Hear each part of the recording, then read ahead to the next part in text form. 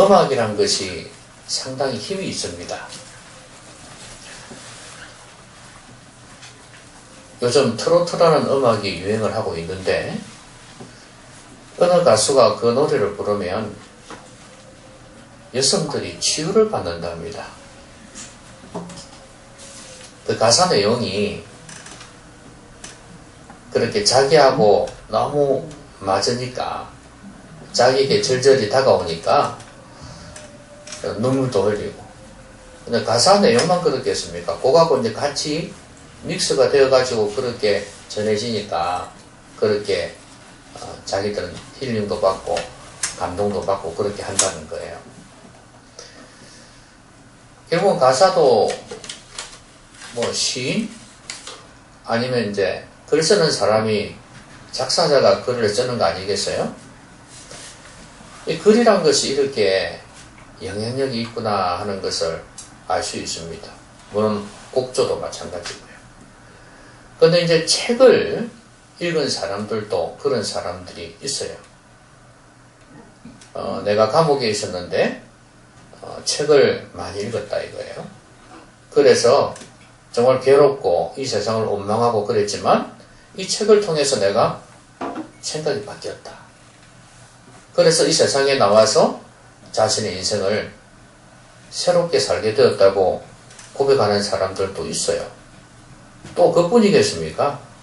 꼭 감옥까지는 아니라도 일상생활 속에서 육아를 한다든지 여러 가지 바쁘고 힘든 일로 인해서 너무 괴롭고 스트레스 받고 몸도 망가지고 그랬는데 책을 읽으면서 내가 뭘 해야 될지를 알았다. 그렇게 말하는 사람들이 있단 말이에요. 책의 영향력이 참 크구나 하는 것을 알 수가 있습니다. 그런데 이 세상의 어떤 말보다도 그 어떤 내용보다도 너무 좋은 하나님의 말씀을 읽고 듣고 난 뒤에 내 인생이 이렇게 바뀌었다 하는 사람들은 그렇게 많지가 않은 것 같습니다. 내가 예수 믿게 되었을 때, 예수님을 믿을 때 말씀을 통해서, 복음을 통해서 내가 변화되었다 하는 그런 고백도 요즘은 많이 없어진 것 같고, 더더구나 예수 믿고 난 뒤에, 교회를 다니면서 예수 믿고 난 뒤에 내가 말씀을 들으면서 또 말씀을 묵상하면서 이런 은혜를 받았다. 내 자신을 한번 돌아보게 됐고 내가 어떻게 살아야 될지를 깨달았다 하는 그런 소리를 잘 듣지를 못해요. 물론 소그룹으로 모여서 설교 들은 것을 놓고 나누고 또 성경 공부하면서 나누고 그러면 다 말은 합니다만 그러나 진짜 하나님께서 나에게 말씀해 주셔서 나에게서 이런 일을 하셨다. 하나님께서 그런 진정한 고백이 참 없는 시대다 하는 걸 느끼게 됩니다. 여러분들은 어떻습니까? 저는 오늘 하나님의 말씀이 어떤 일을 하는지를 좀 살펴보고자 합니다. 하나님의 말씀이 성도에게 어떻게 영향을 미치는지 그걸 보고자 해요. 예수님께서 지금 하나님 아버지께 기도하고 있지 않습니까? 대제사장이 기도하게 되지 않습니까? 기도하는데 이 내용을 잘 살펴보시면 예수님께서 제자들에게 뭘 했는지를 고백을 하고 있어요. 하나님께. 제가요, 이 세상 살 동안 이제 조금 있으면 십자가 질 거 아니에요.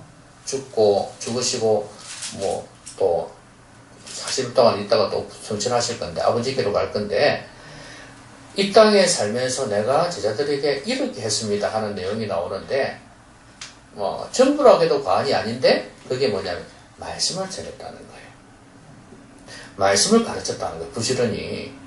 그래서, 이 제자들이 이렇게 되어졌습니다 하는 내용들이 나와요. 그러니까 말씀을 전하는 이유가 오늘 본문에 드러나 있어요. 그 말은 말씀이 어떤 영향력을 미치는가, 이 말씀의 능력이 뭔가 그걸 보여준단 말이죠. 그래서 우리가 왜 말씀을 사모해야 되고 왜 말씀을 가까이 해야 되는지 그 이유를 우리에게 가르쳐 준단 말입니다. 그러면 하나님의 말씀은 우리에게 어떤 영향을 주는가? 제일 먼저는요, 말씀은 세상에 속하지 않게 합니다.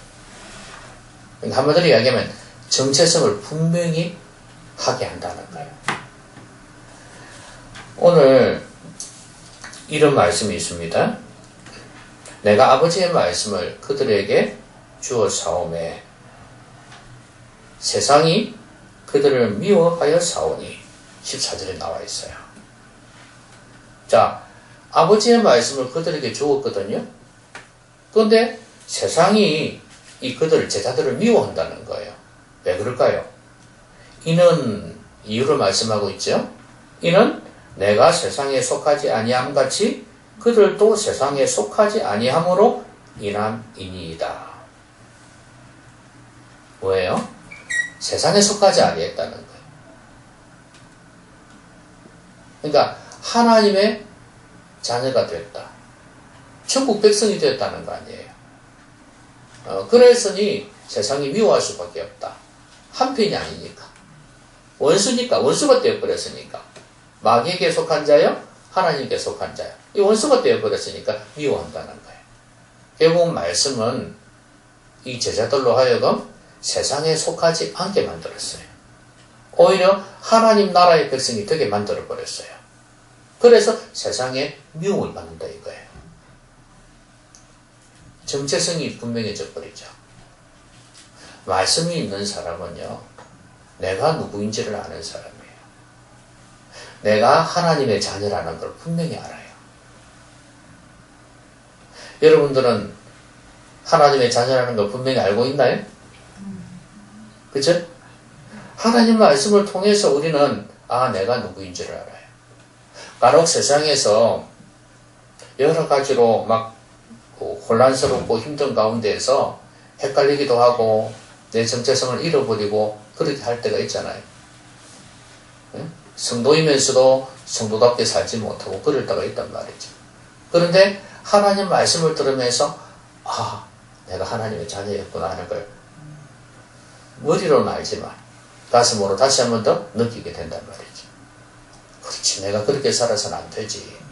그래, 하나님 말씀처럼 자녀답게 살아야지. 이렇게 마음먹게 한다는 거예요. 하나님 말씀이. 그러니까 내가 누구인지를 새롭게 해요. 하나님 말씀이. 이 자신의 정체성을 안다는 게 얼마나 중요한지 몰라요. 사람들이 그런 말 하잖아요. 너는 델롬이다.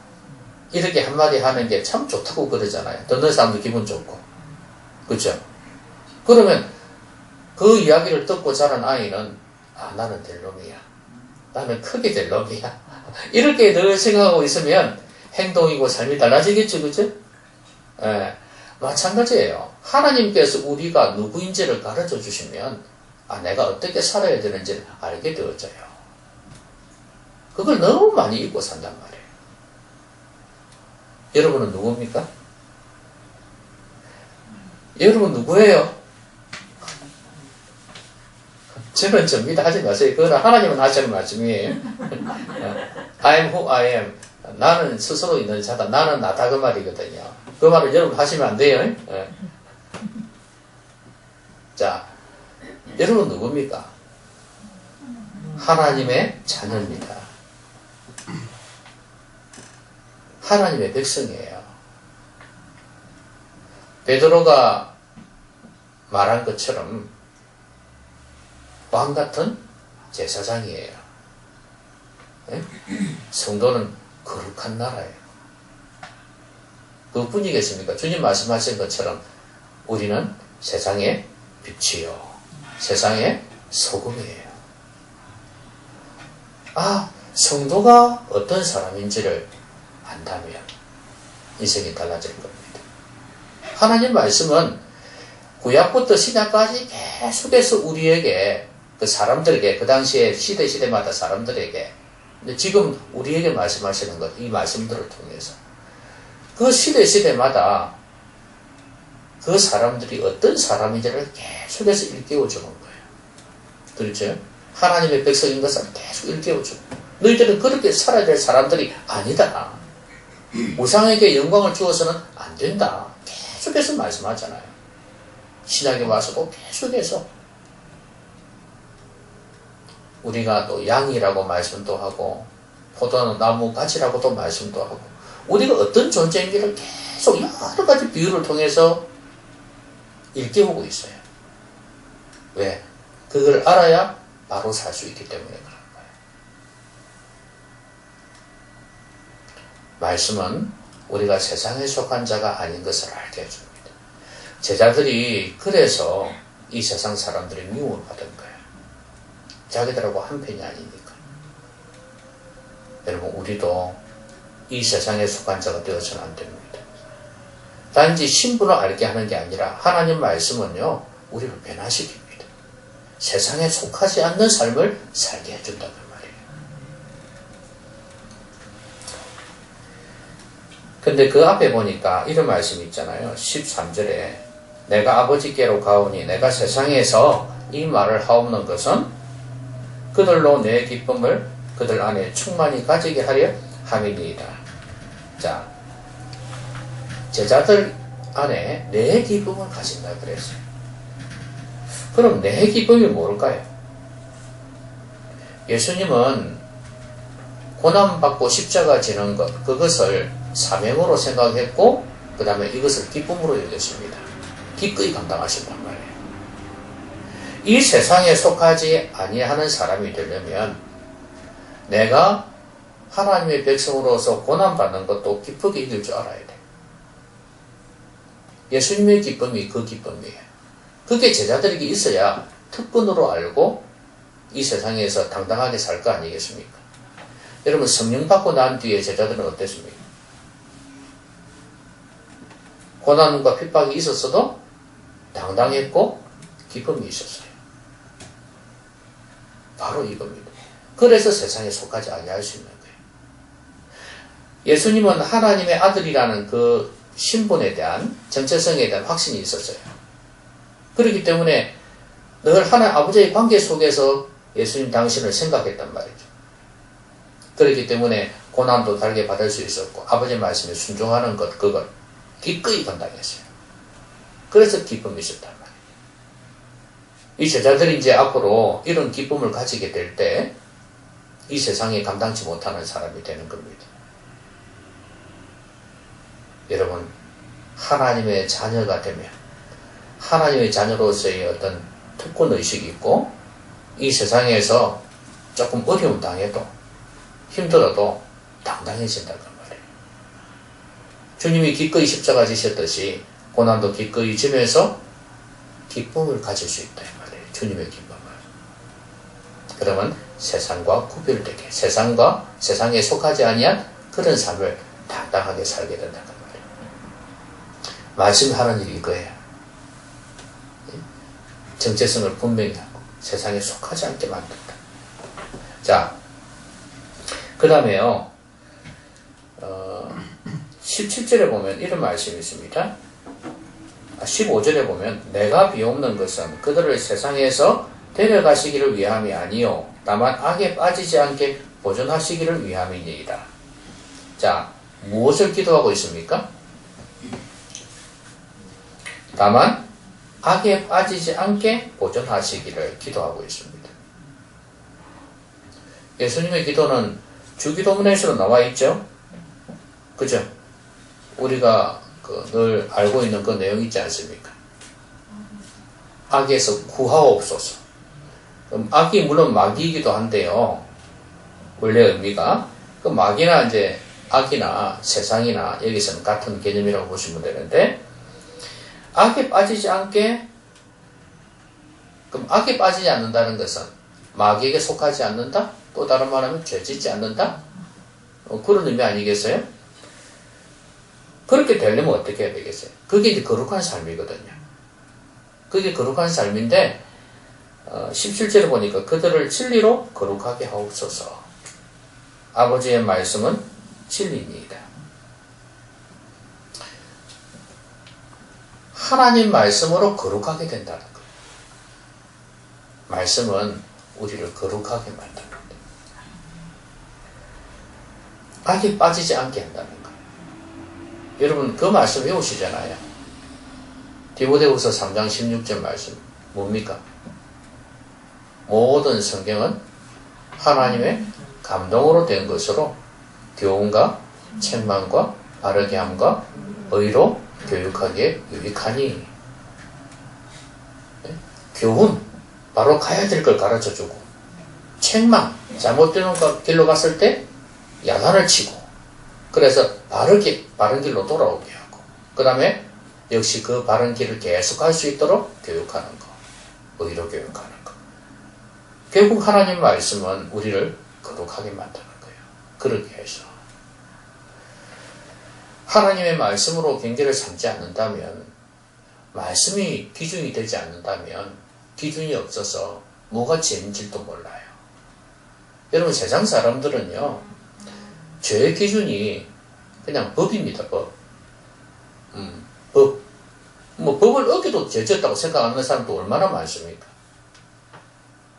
그리고 이제 양심이나 도덕 같은 건데, 요즘 사람들은 뭐 화이 맞은 양심이 많잖아요. 그러니까 전혀 깨닫지도 못해요. 우리가 죄를 깨달을 수 있는 것은 하나님 말씀입니다. 말씀이 기준이 되어야 돼요. 그러니까 사소한 것도 죄가 될 수 있다는 걸 깨닫죠. 말씀은 우리를 거룩하게 하는 이유가 바로 여기에 있어요. 여러분 율법의 기능이 뭡니까? 죄를 깨닫게 하는 것입니다. 그래서 예수 그리스도를 필요로 하는 거예요. 몽학선생이 예수님께로 인도하는 가정교사예요. 근데 구약의 율법 말씀뿐만 아니고 신구약 전체가 율법적인 면이 있습니다. 우리의 죄를 드러나게 한다는 거죠. 율법만 그러는 게 아니에요. 우리가 신약 말씀을 들어도 그렇죠? 아, 내가 이걸 잘못했구나 깨닫게 하는 경우가 많잖아요. 그러니까 말씀은 전부 다가 우리의 죄를 깨닫게 해줘요. 그래서 아, 죄를 지으면 안 되겠구나 하는 걸 알게 해줘요. 그리고 아까도 말씀드렸듯이 책망과 바르게 함과 의로 교육하는 것. 잘못된 길로 갔을 때도 다시 바르게 해서 의로 교육되어질 수 있는 이런 모든 일들이 말씀을 통해서 가능하다. 이게 안 되는 경우 너무 많습니다. 그러니까 왜 지금 이 시대에 거룩한 백성이 많이 없느냐? 죄의 문제를 해결 못하기 때문에. 말씀을 듣고 복음을 들으면서 죄 용서 안 받고 예수님을 믿고 하나님의 자녀가 되는 거, 그거는 가장 기본 중에 기본이고, 우리가 이 세상 살아가면서 죄를 지적을 받고 고침을 받는 이 일들이 너무 안 되고 있다는 거예요. 그 말은 결국엔 하나님의 말씀이 들려질 때도, 선포가 되어질 때도 죄를 전혀 지적을 하지 않는다는 것. 성도들의 자존심을 건드리지 않는다는 것. 그러니까 죄 문제가 해결이 안 돼요. 여러분 누가 어떤 잘못된 걸 이야기를 하게 되면 그것도 기분 나빠하잖아요. 그죠? 가족들도 뭔 소리 못해요. 뭐 한마디 하면 뭐 큰일 나잖아요. 제일 사랑하는 사람이 가족인데, 그죠? 가족이 뭐라고 이야기하는데 또 그걸 듣기 싫어하는 그런 이런 시대인데, 설교자가 하나님 말씀을 전한다면서 죄를 지적하면 좋아하겠어요? 어쩌다 한번 그러면 괜찮아. 그런데 자주 그러면 얼마나 싫어하겠어요? 기분 나빠요. 내가 교회에 이 소리 들으려고 왔나? 힘들어 죽겠는데 좀 위로하는 말씀이라도 좀 주지, 복 주는 말씀 좀 주지, 이렇게 생각할 거 아니에요. 이렇습니다, 현 세대가. 간혹 그런 거 보지 않습니까? 저번에 말씀드렸듯이 여자 목사가 막 뺨 때리고 한 거 봤죠, 그죠? 뭐 저지었다고, 잘못했다고. 그런데 저는 그거 정말 잘못된 거죠. 그 못된 여자예요. 그런데 거기에 앉아서 막고 있는 그 사람이 대단한 사람이에요. 저 같으면은 그리 안 합니다. 어찌하겠어요? 멱살 잡고 어디 건방지게 이럴 거예요. 대단한 사람. 물론 세뇌가 되어졌기도 했겠지만 그래도 자기 자신이 뭘 잘못했는지 알고 있다는 거예요. 교육을 받기를 잘못했으면 맞아야 된다고 그렇게 교육받았지 않았겠어요? 그러니까 자기 잘못했으니까 맞는다는 거죠. 그러니까 가만히 있는 거예요. 아, 대단한 사람. 우리가 그러려는 게 아니라 적어도 내 잘못을 알고 아, 이걸 어떻게 해결해야 되겠구나. 그냥 두어서는 안 되겠구나 하는 그런 마음 말이에요.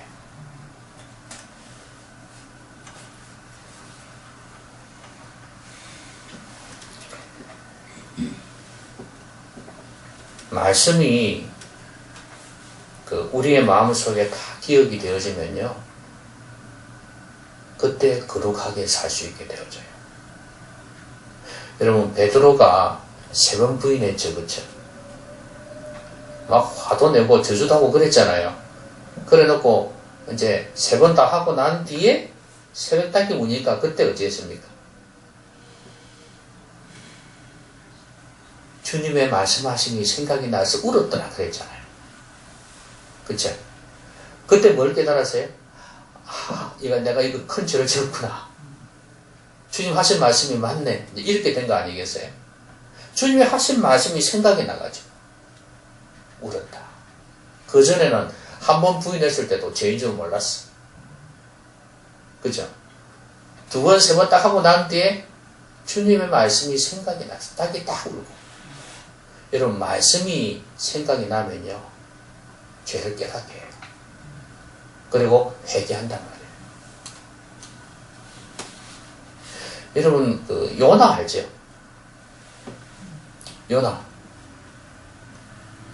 요나가 물속에 들어가죠. 고기 물속에 던져지지 않습니까? 그 안에서 어떻게 하나요? 회개합니다. 주님의 말씀을 생각해요. 주의 말씀을 생각하면서 회개하고 하나님의 긍휼을 구합니다. 그래서 나오지 않습니까?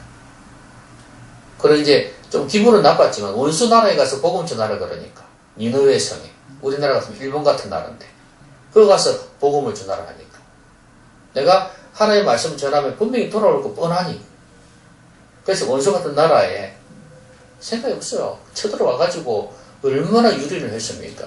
도저히 용서 못하죠. 너희들이 하나님 알아? 안 된다 이거예요. 그래서 안 가려고 한 건데 자기 고집을 빠락빠락 부렸잖아요. 그러다가 이제 물속에 들어가고 난 뒤에서야 회개해요. 부분적이겠지만 나중에 마지 못해서 가긴 갔지 니느웨에 갔지만 그러니까 그걸 보면 아직도 부족하지만 그래도 자신은 순종은 해야 되겠구나 하는 걸 깨달았거든요. 물속에 들어가가지고 회개하고 긍휼 구하고 그래서 나중에 이제 니느웨를 가지 않습니까? 이렇게 말씀이 생각이 나야 돼요. 고난 중에서도 말씀이 생각나지 않는 사람들이 있어요. 다윗은 고난 중에서도 하나님 말씀을 늘 가까이 했어요. 그래서 그 말씀이 자신을 지탱해 주었거든요. 그 사람들과 타협을 할 수 있는데 타협하지 않았다 그랬거든요.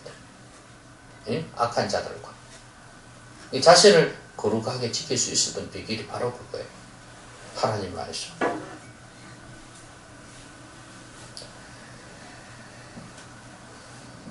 진리의 반대말은 불법입니다. 그러니까 진리가 거룩하게 하는데 불법은 죄짓게 만들잖아요. 그러니까 하나님의 말씀은 반대로 거룩하게 한다는 겁니다. 하나님의 말씀이 진리임을 아는 것. 이게 얼마나 중요한지 모릅니다. 이걸 먼저 알아야 돼요. 하나님의 말씀을 그냥 일반 책과 똑같이 보면 그 말씀으로부터 받을 수 있는 영향력은 거의 없겠죠? 하나님의 말씀, 이 진리라는 거.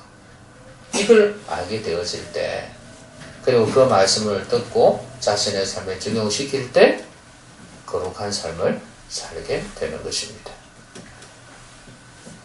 말씀은 정체성을 분명히 한다 그랬습니다. 그 다음에 거룩하게 한다 그랬어요. 자, 그 다음에 마지막 하나는요. 여러분이 오늘 이 말씀 본문을 읽다 보니까 어렵다 하는 그런 생각이 들 때가 있죠. 이 뭔 말이고 도대체 막 비비꼬 하는 것 같다는 그런 느낌이 들 수도 있습니다. 제가 간단하게 정리를 하겠습니다. 뒷부분의 내용은 뭐냐 하면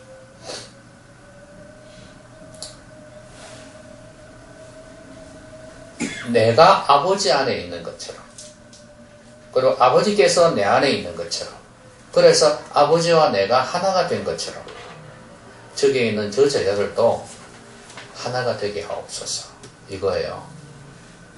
그러면 그 제자들이 어떻게 해야 되나요? 제자들이 우리 예수님이 또 하나님 아버지가 또 그들 안에 있어야 돼요.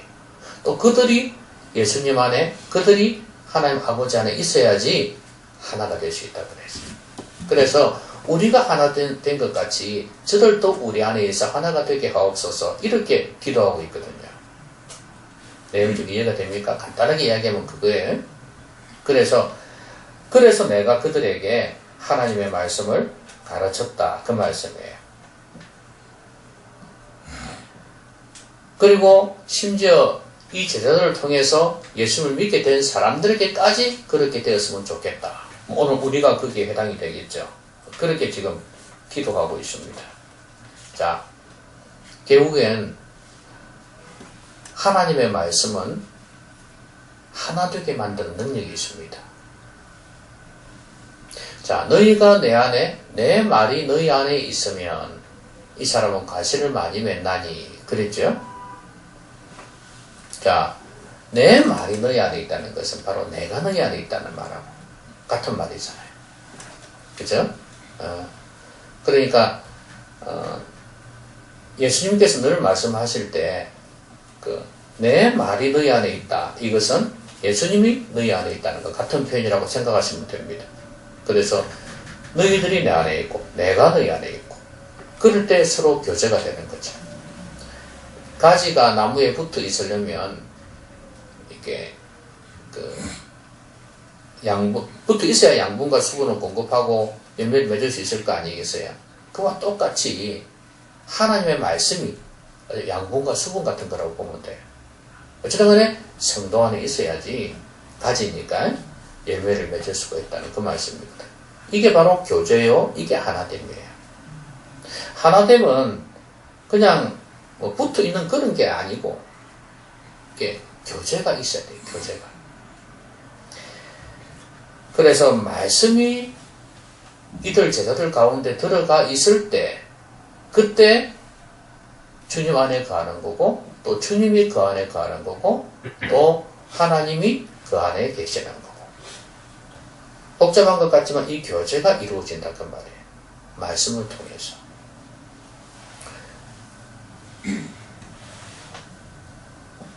그리고 예수님은 제자들에게 이렇게 말씀을 부지런히 가르친 이유가 뭐냐 하면, 제자들에게 이걸 전하려고 그랬어요. 내게 주신 영광을 그들에게 주었다 그랬거든요.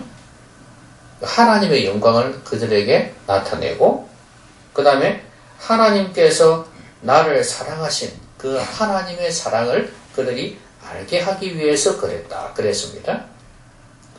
26절 마지막에도 나를 사랑하신 사랑이 그들 안에 있고 그랬죠. 나도 그들 안에 있게 하려 함이니이다. 자, 영광도, 그 다음에 앞에서 우리가 봤습니다만 이름도, 그 다음에 26절에도 내가 아버지 이름을 그들에게 알게 했다 그랬지 않습니까? 이름도 사랑도 그들이 깨달아 알았으면 좋겠다. 그렇게 되어질 때, 그러니까 하나님이 나에게 주신 걸 내가 그들에게 준 이유가 바로 그거다.